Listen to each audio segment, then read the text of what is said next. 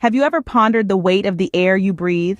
Does the invisible cloak of the atmosphere feel heavier, denser, perhaps a little less fresh than it did a decade ago?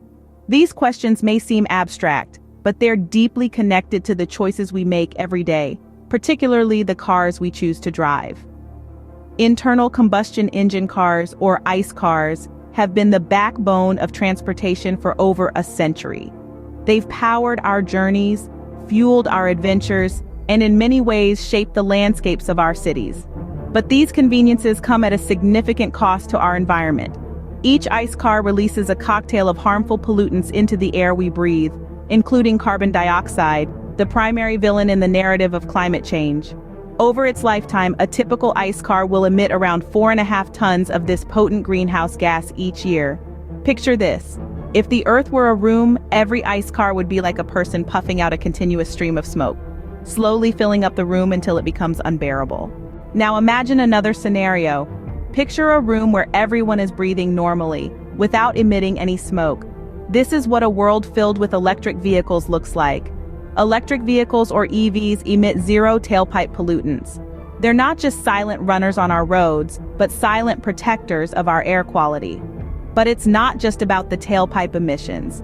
The full life cycle of a vehicle, from manufacturing to disposal, also matters. Critics often point out that producing an electric vehicle, especially its battery, generates more emissions than producing an ICE car.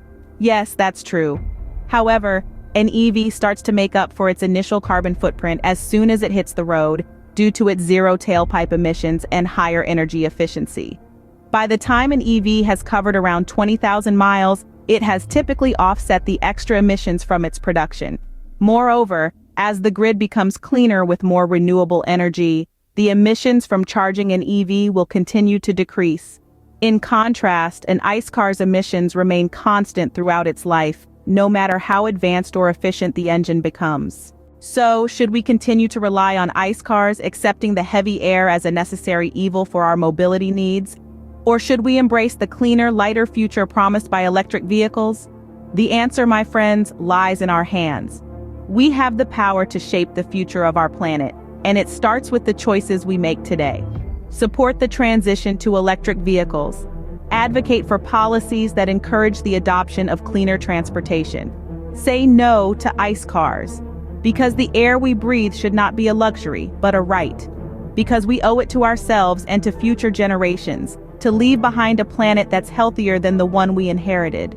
Remember, every journey begins with a single step, and every revolution begins with a single voice. Let that voice be yours. Say no to ICE cars.